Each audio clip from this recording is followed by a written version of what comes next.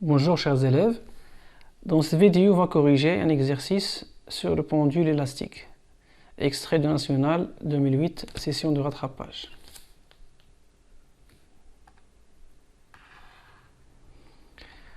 Donc, lors des recherches à l'intérieur d'une navette spatiale en orbite autour de la Terre, un astronaute mesure les masses de quelques corps en utilisant un dispositif constitué d'un compartiment A de masse m égale à 200 g, susceptible de glisser sans frottement sur un plan horizontal.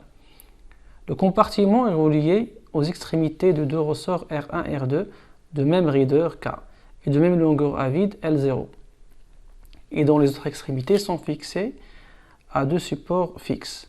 À l'équilibre, les deux ressorts sont allongés. Avant l'utilisation du dispositif en orbite, il a été testé sur Terre.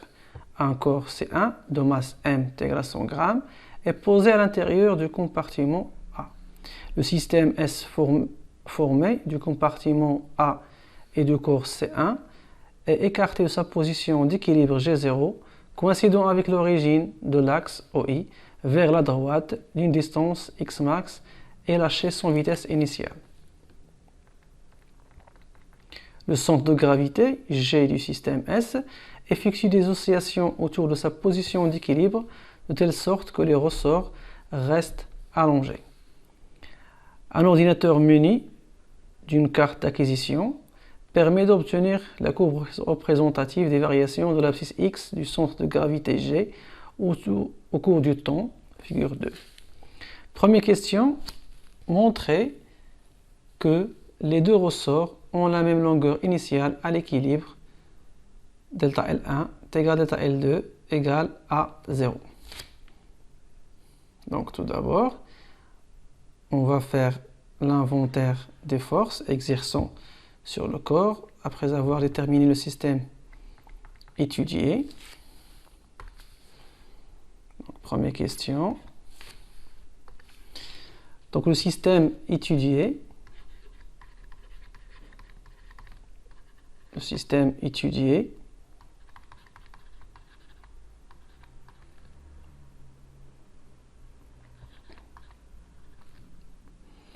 c'est le compartiment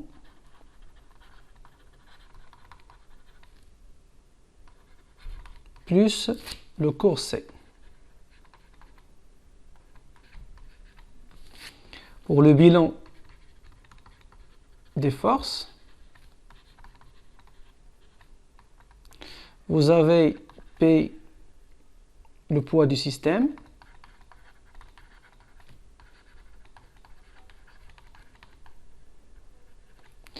vous avez R, la réaction du plan de contact. Vous avez la force F1, c'est la force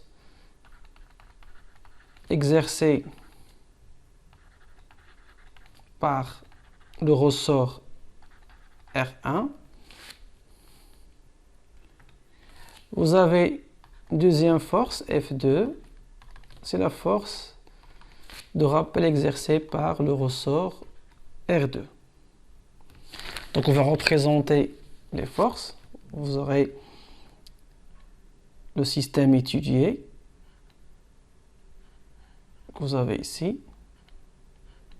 Vous avez les deux corps. Le ressort R1, le ressort R2.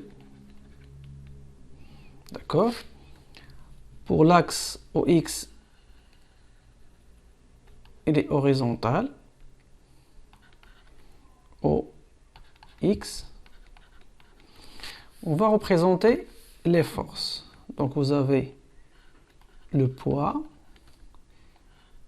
R, la réaction de plan, la force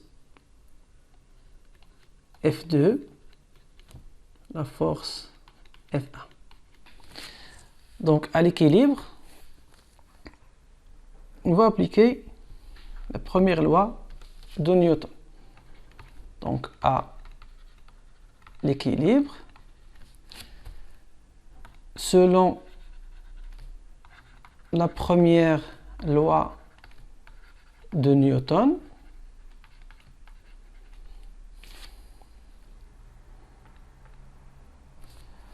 on aura P plus R plus F1 plus F2 qui est égal vecteur nul. Ensuite, on va procéder à une projection sur OX. Ça va donner moins F1 plus F2 plus 0 égale à 0, qui est égal à moins K delta L1 plus K delta L2 qui est égal à 0. Donc K delta L1 égale à K delta L2. Et puisque les ressorts sont identiques, donc on aura delta L1 égale delta L2.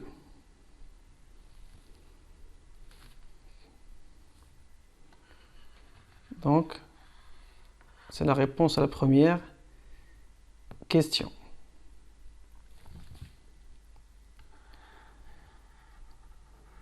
Deuxième question. Montrez que l'abscisse x du centre de gravité G du système vérifie l'équation différentielle suivante. Donc, on va faire une étude dynamique.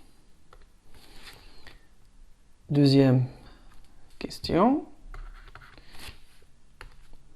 Donc, pendant les oscillations, on aura pour module de F1 qui est égal à K fois delta L à l'équilibre plus X. Et pour F2, on aura comme module K delta L0 plus X. Pardon, moins X. Donc si on allonge un ressort par la valeur de X, l'autre ressort va diminuer par la même valeur X. Donc on va appliquer la deuxième loi selon la deuxième loi de Newton. On aura l'expression suivante. La force F1 plus la force F2 plus le poids plus la réaction de Planck est égal M fois A. Pardon, si on va ajouter l'autre masse, puisqu'on a deux masses, donc c'est la masse M plus M fois l'accélération A. On va commencer par une projection sur l'axe OX. Ça va donner moins F1 plus F2 plus 0 plus 0 qui est égal à M1 plus M fois AX. Donc c'est moins K fois delta L0 plus X plus K delta L0 moins X qui est égal à M1 plus M fois X de points. Donc c'est moins K delta L0 moins KX plus K delta L0 moins KX qui est égal à M1 plus M X de points. Ensuite, on va simplifier par K delta L0. Ça nous laisse seulement moins 2 KX qui est égal à M1 plus M fois x de point. Donc c'est x de point plus 2k sur m plus m, x qui est égal à 0. Et c'est l'équation différentielle qu'on cherche à retrouver. On passe à la question suivante. Troisième question. La solution de cette équation différentielle s'écrit sous la forme x égale x max cosinus de pi sur t0t plus phi. Trouvez à partir de la courbe la phase phi du mouvement. Donc voici la courbe. Troisième question. 3, 1. Donc, la solution est x est égal à x max cosinus de pi sur t0t plus phi. Phi, c'est la phase à l'origine. Donc, on va se mettre à l'instant t est égal à 0. Donc, à t est égal à 0, x à l'instant t égale à 0 égale x max cosinus phi. Ça veut dire que cosinus phi égale x à l'instant t égale à 0 sur x max. Et si on voit bien la courbe, à l'instant t égale à 0, la valeur de x vaut 0. Donc, ça veut dire que cosinus phi égale à 0. Donc, phi, c'est soit plus ou moins pi sur 2 radians. Pour trancher, est-ce qu'on a pi sur 2 ou bien moins pi sur 2? Donc, on va aller à la dérivée x point. X point est égal moins x max cosinus, moins x max de pi sur t0 sinus de pi sur t0t plus phi. D'accord? À t est égal à 0, x point à l'instant t est égal à 0 égale à moins x max de pi sur t0 sinus phi. Si on regarde bien la figure, vous avez une courbe décroissante. Ça veut dire que la première dérivée doit être négative. Donc, elle est inférieure à 0. Ça veut dire que sinus phi doit être positif. Donc, c'est plus pi sur 2 qui va donner un sinus positif.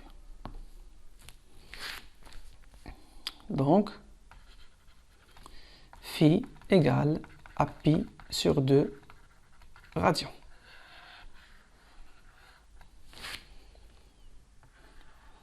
Question suivante.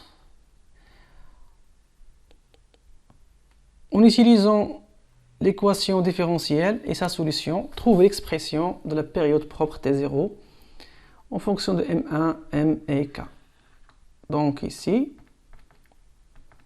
on va utiliser la solution. Déjà, x est égal à x max cosinus de pi sur t0t plus phi.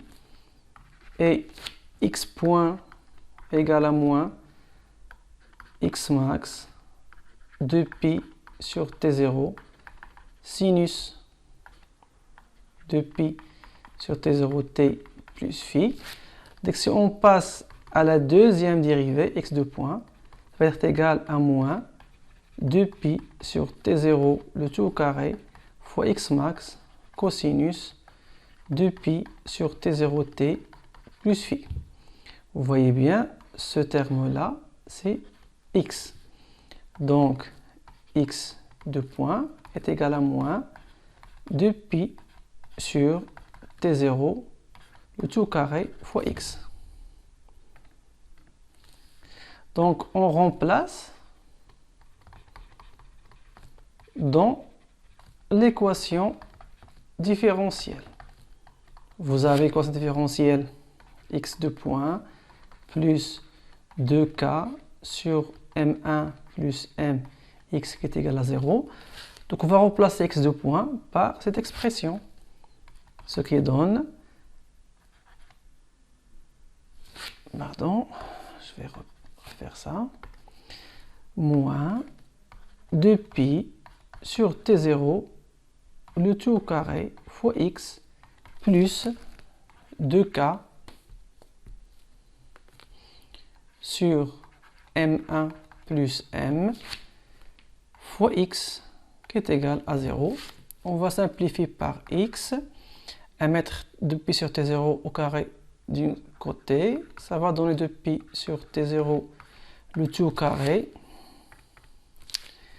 qui est égal à 2k sur m1 plus m. Ça veut dire que 2pi sur t0 est égal à racine 2k sur m1 plus m. Au final, t0 égale à 2pi racine m1 plus m sur 2k. Donc voici l'expression de t0.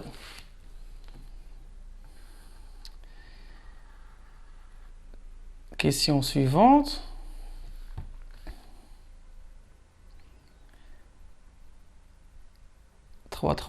Par exploitation du graphe de la figure 2, calcule la valeur de k, la raideur du ressort.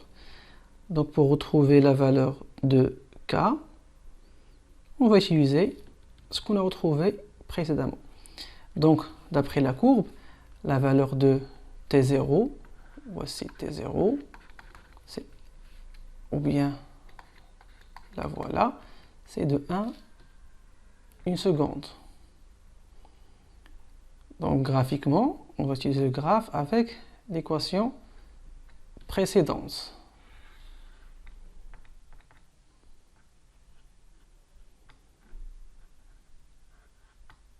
Pardon.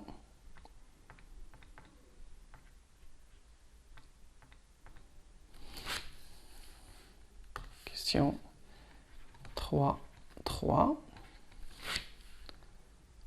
Donc graphiquement, on a t0 est égal à 1 seconde. Et vous avez, et on a 2pi sur t0 au carré est égal à 2k sur m1 plus m. On a déjà retrouvé cette équation ici. Donc on va chercher k. K va être égal à m1 plus m sur 2 qui multiplie 2pi sur t0, le tout au carré. Donc qui est égal à m1 plus m qui multiplie 4pi au carré sur 2 t0 au carré. Après, application numérique, k égale, donc 4 fois 10, puisqu'on va prendre pi au carré est égal à 10, donc c'est 40, qui va multiplier la somme des deux masses, c'est 300 grammes, donc fois 300, la puissance moins 3, sur 2 fois 1 au carré, qui est égal à 6 newtons par mètre.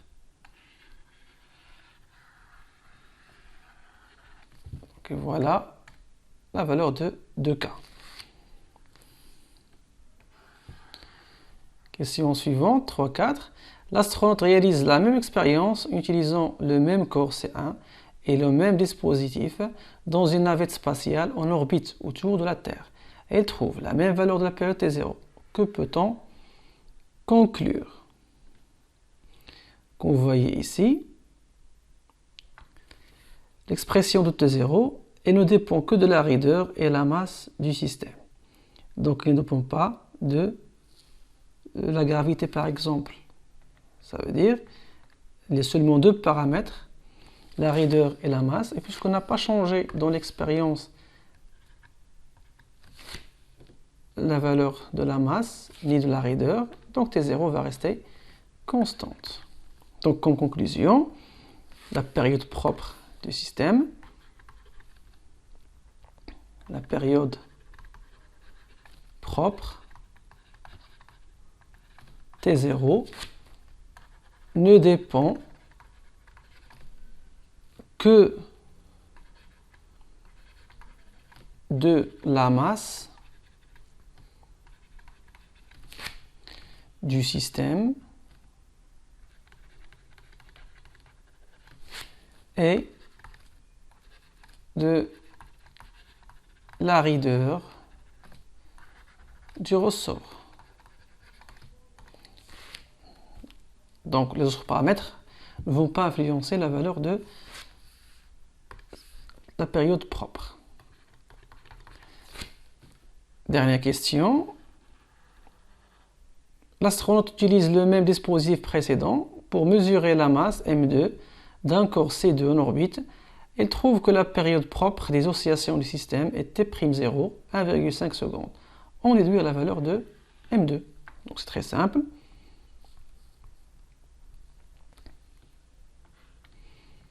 On va écrire l'expression de la période. Donc T0', ça va être égal à 2pi racine M2 plus M sur 2K. Puisque le changement qu'on a fait ici, on a changé la masse M1 par M2, donc T0 est devenu T0'. Donc ça va donner T0' au carré sur 4pi au carré qui est égal à M plus M2 sur 2K. Donc la masse M2 va être égale à K fois T0' au carré sur 2pi carré moins la masse petit m. Par application numérique, la masse M2 est égale à 6 fois 1,5 au carré sur 2 fois 10, c'est 20, moins 200 grammes, donc moins 0,2.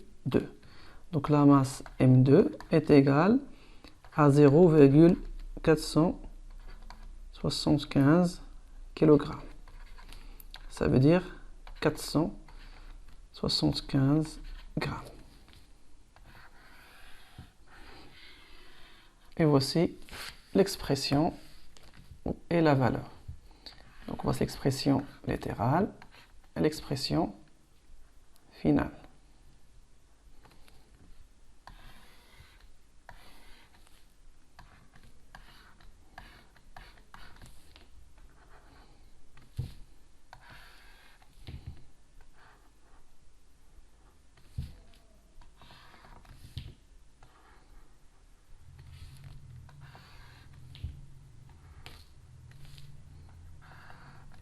Et merci pour votre attention.